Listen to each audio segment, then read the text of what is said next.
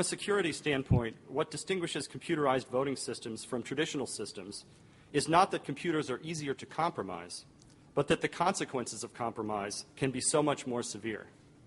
Tampering with an old-fashioned ballot box can affect a few hundred votes at most, but injecting a virus into a single computerized voting machine can potentially affect an entire election.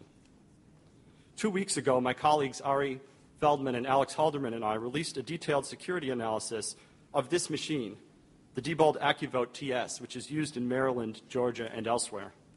My written testimony summarizes the findings of our study.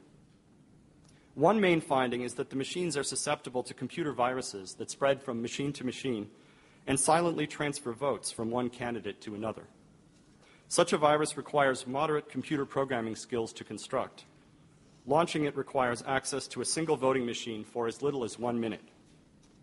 I will now demonstrate this using a virus we constructed in our laboratory. We've set up here a simulated election for president between George Washington and Benedict Arnold. It's election day morning, and we just opened the polls. No votes have been cast yet. I'll start by casting the first vote. When I checked in at the polling place at the front desk, the poll workers gave me this voter card, which I now insert into the machine.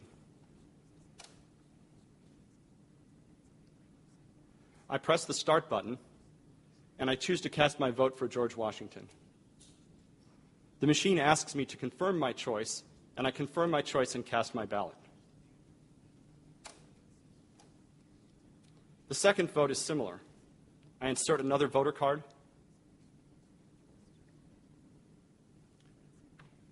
I choose George Washington again, and again I confirm and cast my ballot.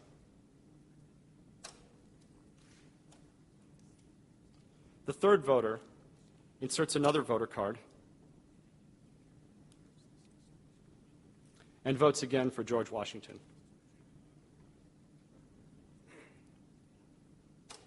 The correct vote count in this election, obviously, is George Washington 3, Benedict Arnold 0.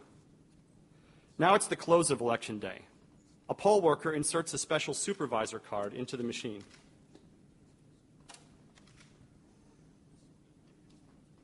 Enters a PIN code, and tells the machine to end the election and tally the votes.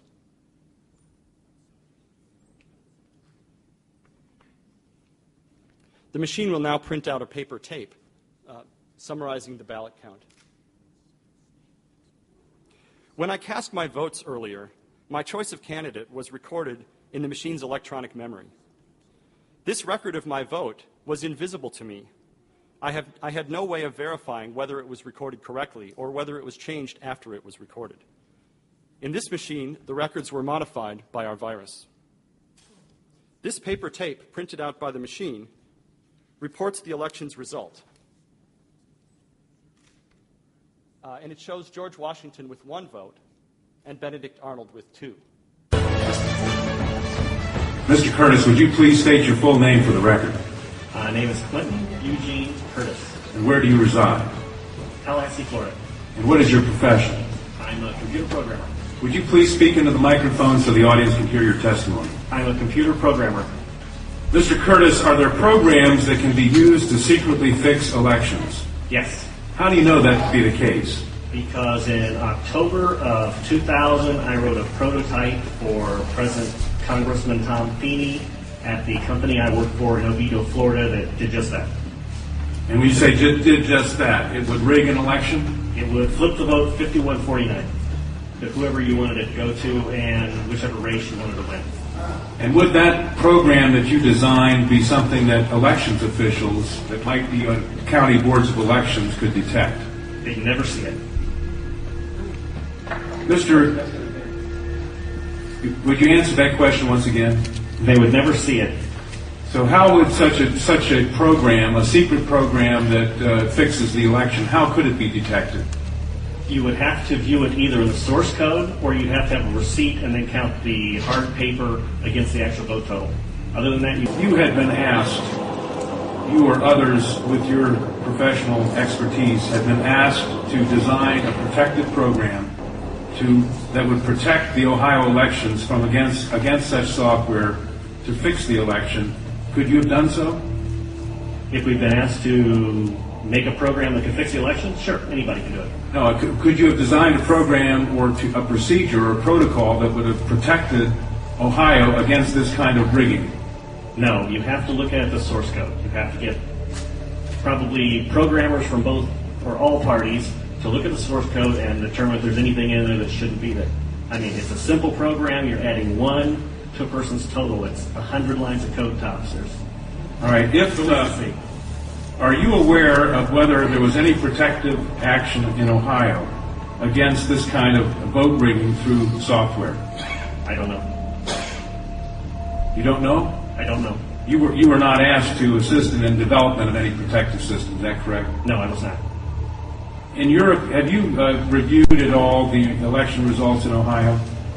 The ability of such vote rigging software and the testimony that has been given under oath of substantial statistical anomalies and gross differences between exit polling data and the actual tabulated results. Do you have an opinion whether or not the Ohio election, presidential election, was hacked? Yes, I would say it was. I mean, if you have exit polling data that is significantly off from the vote, then it's probably hacked. And your testimony is under oath? Yes, sir. And the testimony you've given is true? Yes, sir. Who did you say you were asked to prepare? I was asked by Tom Feeney. He's now a congressman. At that time, he was Speaker of the House of Florida, Yang Enterprises, which was the company I worked for, lobbyist, and their corporate attorney. Wore a lot of hats. And at the time, he was the Speaker of the House of Florida. Is that what you said? Yes. Okay, thank you. Congressman. You say he was the lobbyist for the voting machine company at the same time he was Speaker of the House? I don't know what the voting machine company is. He was a lobbyist for Yang Enterprises. We had NASA contracts and Yang